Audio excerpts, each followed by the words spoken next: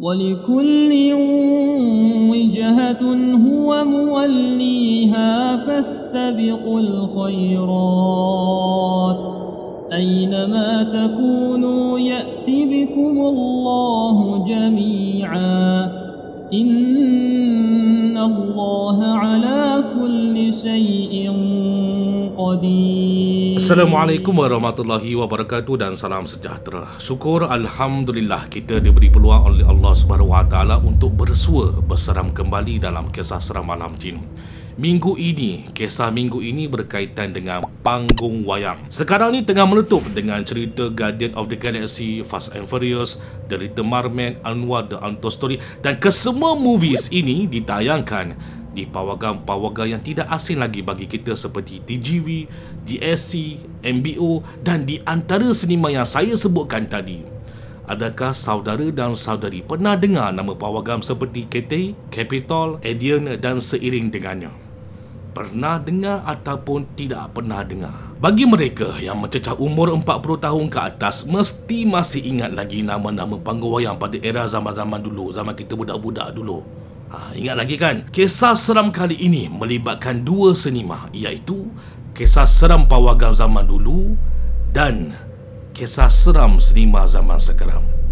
Mari saya dahulukan kisah seram yang berlaku pada era zaman dahulu. Pernah menjadi bicara hangat masyarakat setempat disebabkan perkara yang berlaku pada malam kejadian membuatkan seluruh pawagam berkenaan terpaksa ditutup untuk beberapa hari bagi menjalankan kaji selidik atas tujuan menyelesaikan masalah malam yang dimasukkan.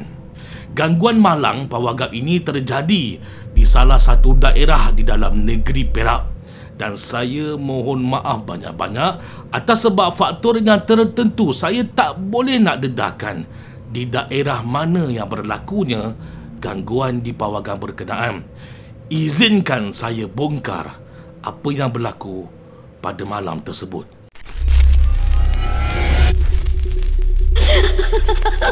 Pawagam di Malaysia pada era tahun 80-an yang selalu menjadi bualan hangat di bibir pengunjung adalah seperti pawagam Odeon, pawagam KT, pawagam Capitol, pawagam Pavilion, pawagam Coliseum dan pawagam yang menjadi watak utama dalam kisah malam ini iaitu pawagam Rex.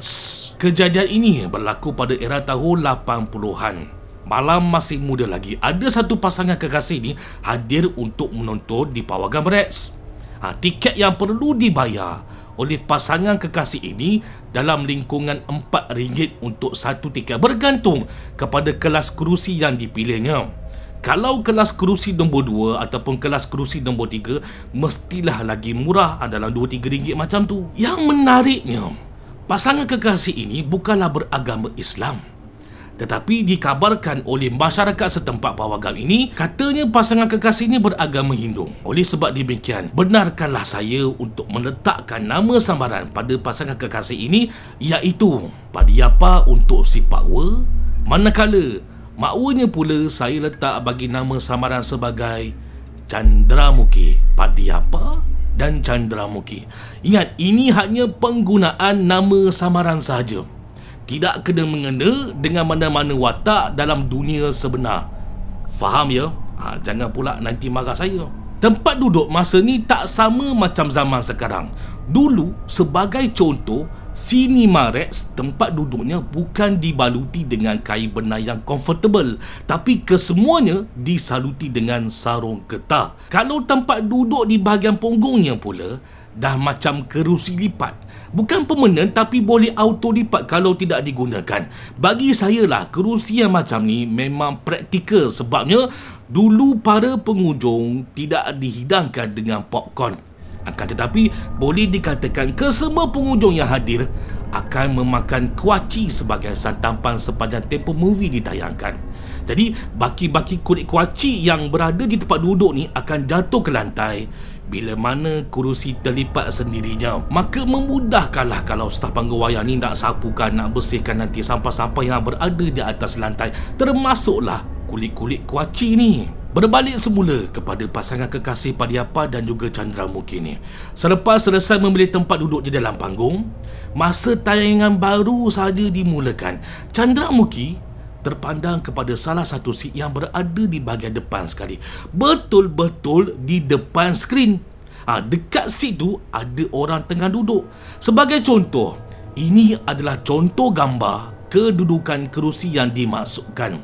Chandramukhi dan Padiapa duduk di bahagian kelompok kerusi di sini. Hanya mereka berdua je yang berada di sini. Para pengunjung yang lain pula berada di tempat kerusi yang jauh daripada mereka berdua ni. Yang saya maksudkan tadi, Chandramukhi terlihat ada orang sedang duduk berseorangan di bahagian tempat duduk yang paling depan sekali depan skrin ni. Hanya orang itu sahaja yang duduk di bahagian depan tu. Walhal tempat lain, di bahagian lain, banyak lagi ruang kosong. Banyak yang lengang. Kenapa orang tu tidak memilih tempat duduk di bahagian belakang? Kenapa perlu di depan skrin? Pada awalnya, Chandramukhi berfikiran positif. Mungkin pekerja panggung wayang agak-agaknya saja duduk dekat depan tu. Tak lama selepas beberapa detik minit kemudian, Chandramukhi terkejut bila mana didapati orang yang duduk di bahagian depan sekali tu, kepalanya bukan menghadap skrin di hadapan tau, tetapi kepalanya sudah tersedia menoleh ke arah belakang. Jadi sangkaan Chandramukhi mungkin orang tu sedang perhatikan penonton yang berada di bahagian belakang. Yang menjadi hairannya bukan sekejap dia tahu. Lama juga Chandramukhi perhatikan kepala orang tu tengah toleh ke belakang. Tak sakit kepala ke, tak sakit ke tengkuk tu, toleh lama-lama ke belakang kan? Udah kenapa? Ada orang buat jahat ke, ada orang buat silap ke dekat bahagian belakang ni? Yelah kan, dulu kerusi panggung wayang ni luas tau. Serius luas, dah macam separuh ataupun boleh dikatakan 1/4 keluasan padang bola keseluruhan dalam panggung wayang ni. Jadi bukan semua orang yang hadir nak menonton cerita tu, tapi ada di antaranya, ada segelintiran orang yang hadir sebab nak buat faham-faham udahlah. Chandramukhi abaikan saja orang tu. Yelah, mukanya tak nampak sebab gelap. Dahlah jauh ke depan pula tu. Yang pasti kepala orang tu sedang toleh ke arah belakang. Lantang kau lah. Chandramukhi datang dengan Padiapa ni pun sebab nak tengok cerita, bukannya nak jaga tepi kait orang lain. Dia pun pandang semula ke arah skrin, tengok cerita tu semula.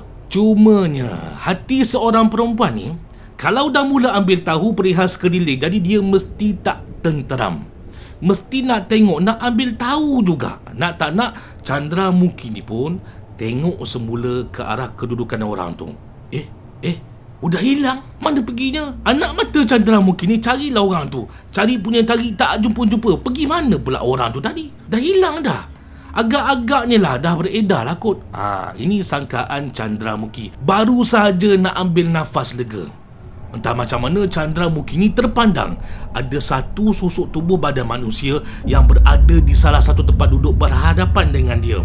Bukan betul-betul depan Chandramukhi, tapi kedudukannya agak jauh ke depan dalam jarak 10 kerusi macam tu.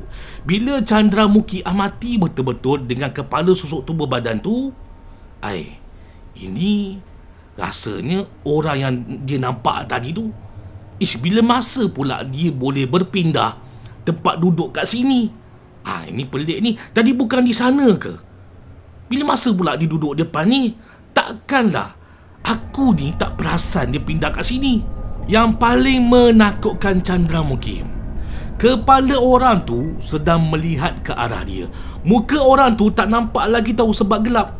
Yang pastinya tengkuk dan kepala orang tu sedang menoleh ke arah belakang, ke arah Chandramukhi dan juga Padiapa sebelah dia ni. Kenapa saya kata kepala orang tu sedang memerhatikan mereka berdua? Sebab hanya Chandramukhi dan Padiapa sahaja yang sedang duduk di bahagian kelompok di situ, berjauhan dengan para pengunjung yang lain. Perasaan takut dah mula hadir dalam diri Chandramukhi. Yang tadinya pelik dan kehairanan, sekarang ni dah mula takut dengan situasi tersebut. Chandramukhi ada bagi tahu, memaklumkan kepada Padiapa berkaitan dengan orang yang berada di depan tu. Tapi cara tindak balas Padiapa ni macam dengar tak dengar je. Buat bodoh je dengan Chandramukhi ni. Mungkinlah disebabkan audio volume dalam pawagam tu kuat sangat agak-agaknya. Macam saya lah, kalau saya tengah tengok cerita John Wick ke sebagai contoh, bini saya pergi ajak sembang. Buat apa? Saya bayar tiket je nak tengok movie, bukannya nak berdating. Nak berdating lain tempat lah kan. Chandramukhi yang sedang mengadu meratap wajah pada Padayappa ni agak kesal. Sebab power dia ni layan acah tak acah je. Mungkin dalam hati Chandramukhi pada waktu ketika itu berkata-kata, Taraguna punya jantan, menyesal aku. Tiba-tiba apabila Chandramukhi ingin memandang semula ke arah hadapan, menjerit keteriakan Chandramukhi ni bila mana kepala orang itu sudah bertukar posisi tempatnya, berada betul-betul di bahagian tempat duduk di depan Chandramukhi ni. Depan Chandramukhi ni je kepala tu, terlalu dekat dan terlalu hampir dengannya. Mau tak terkejut kawan tu. Hasil jeritan Chandramukhi memang benar-benar memecahkan satu ruang pawagam malam tu. Padayappa ni pula terkejut. Nak dipeluk Chandramukhi, Padayappa ni rasa takut. Nak lari kang, tak best lah pula. Ini makwa ni, ni bakal bini ni Padayappa. Padayappa, yang dah suleh, ni payah tolai. Begitu juga dengan para pengunjung yang lain. Disebabkan mereka ni ada rasa tanggungjawab, mereka semua ni pun turut membantu Padayappa dan juga Chandramukhi ni. Panggung wayang pula pada waktu tu terang benderang dan dibukakan lampu. Cerita stop lah. Nak teruskan tak boleh lah pula kan dalam situasi yang macam tu. Chandramukhi pula masih lagi menjerit, meronta-ronta, gelak ketawa seakan-akan tengah mengilai. Maka oleh sebab demikian, 100% kita boleh katakan di sini sebenarnya beliau sudah kerasukan. Setuju tak kalian semua? Mujurlah ada di antara para pengunjung ni pada waktu itu tahu bagaimana nak mengawal situasi kerasukan yang macam ni. Bergemalah sebentar ruang pawagam ni dengan berkumandangnya suara azan yang dilarungkan oleh salah seorang pengunjung tu. Allahu Akbar, Allahu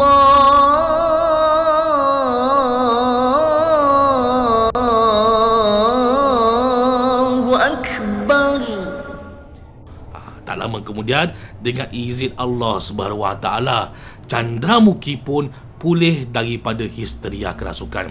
Sesudah itu, menangislah si Chandramukhi ni sambil terketar-ketar. Badannya terketar-ketar menahan ketakutan yang teramat sangat. Pada awalnya, para pengunjung lain tak faham tau apa yang dikatakan oleh Chandramukhi sebab dia menangis sambil bercakap, berkata-kata dalam bahasa Tamil. Tapi Padayappa memudahkan para pengunjung lain untuk faham apa yang dimaksudkan dilalui oleh Chandramukhi sebelum dia pingsan tadi. Katanya, dia bagi tahu ada nampak ada orang tengah duduk di bahagian barisan hadapan, depan skrin. Kemudian selepas itu, orang itu beralih tempat duduk setentang berdepan dengan si Padayappa dan juga Chandramukhi di bahagian depan sekali. Kemudian dia pandang pada Padayappa, pada pakwa dia ni nak mengadu, tapi tak dilayan lah pula. Selepas itu, masa inilah klimaksnya apabila Chandramukhi pandang semula ke arah hadapan. Dia terkejut sangat-sangat sebab orang itu dah bertukar tempat duduk, betul-betul sit di hadapan Chandramukhi. Orang itu dalam keadaan menolehkan kepalanya memandang tepat ke arah Chandramukhi. Disebabkan muka orang itu terlalu hampir, barulah Chandramukhi nampak dengan jelas rupa-rupanya, rupa muka benda tu sedang senyum ke arah Chandramukhi sambil mata yang dalam keadaan terjegil terbeliak memandang tepat ke arah Chandramukhi. Maka oleh sebab demikian, kalian rasa apa? Kalau situasi itu berlaku pada saudara dan saudari, agak-agak kuat tak semangat tu? Saya rasalah berkemungkinan besar kita pun terperanjat tahu. Mau juga ada di antara kita nanti akan mengalami masalah yang sama, situasi yang sama macam Chandramukhi. Ketakutan dan akhirnya kerasukan. Kalau saya lah, mungkin secara spontan saya terloncat kot. Mau tidak tengah tengok kanan, tengok depan, kat depan aku. Mau tertumbuk juga muka benda tu. Berani buat. Jadi sebenarnya lah kan, daripada seawal-awal masuk wayang tadi dah, benda tu dah memerhatikan pada Chandramukhi dan juga Padayappa. Tapi disebabkan suasana dalam wayang tu gelap, jadi mereka tak perasan. Oleh sebab demikian, atas faktor keselamatan, pawagam Rex ini ditutup untuk beberapa hari bagi menjalankan investigate atas apa yang telah berlaku. Tak tahulah, saya tak ada sumber ataupun info tambahan sama ada mereka buat macam mana nak halau je hantu syaitan tu yang mengganggu pada malam tu. Sebab kita tahulah dulu boleh dikatakan hampir keseluruhan pawagam dimiliki oleh orang Chinese. Jadi kemungkinan besar mereka adalah cara mereka sendiri untuk jalankan adat istiadat untuk buang malang ataupun sial di pawagam tersebut. Wallahualam, saya tak tahu macam mana caranya. Dan kini ianya hanya tinggal kenangan bila mana tapak pawagam tersebut sudah dirobohkan di mama usia dan teknologi semasa. Dah tak ada dah pawagam Rex tu, dah digantikan dengan pawagam lain. Saya tak nak sebut pawagam apa. Inilah yang berlaku, salah satu kisah seram yang saya perolehi berkaitan dengan pawagam dulu-dulu. Tapi percayalah, mesti banyak lagi kejadian misteri yang berlaku di pawagam pada zaman era dulu-dulu yang tidak kita ketahui. Sebab kemungkinanlah mereka yang mempunyai sumber kisah tersebut belum lagi berpeluang berkongsikan kisah berkenaan dengan kita semua. Ada satu lagi kisah seram yang berkaitan dengan panggung wayang pawagam atau seniman ni. Cumanya tidaklah berlaku pada zaman dulu, tetapi berlaku di zaman sekarang. Zaman sekarang ni. Kejadian seram tu berlaku kepada sebuah keluarga di salah satu sinema TGV yang terletak di dalam negeri Pulau Pinang, di sebuah mall. Nak dengar tak kisah tu? Kita sambung minggu hadapan dah. Kita sambung minggu depan untuk kisah ni. Minta maaf sangat-sangat saja saya nak dedahkan di minggu hadapan. Sabar ya, sabar dulu. Terima kasih banyak-banyak kepada kesemua yang sentiasa support dan hadir. Bagi sesiapa yang belum subscribe, saya mohon, saya minta tolong terajang butang subscribe tu supaya anda dan saya secara tidak langsung nanti kita akan kembali berseram semula di minggu hadapan menjadi satu keluarga di bawah satu bumbung yang sama dalam kisah seram alam jin. Assalamualaikum warahmatullahi wabarakatuh. InsyaAllah kita akan bersua lagi di minggu hadapan dengan kisah yang seterusnya, gangguan di sinema yang berlaku di zaman sekarang. Nantikan. A'udzu billahi minasy syaithanir rajim. Wa nunazzilu minal qur'ani ma huwa shifaa'un wa rahmatun lil mu'minin wa la yazidud dhalimina illa khasara.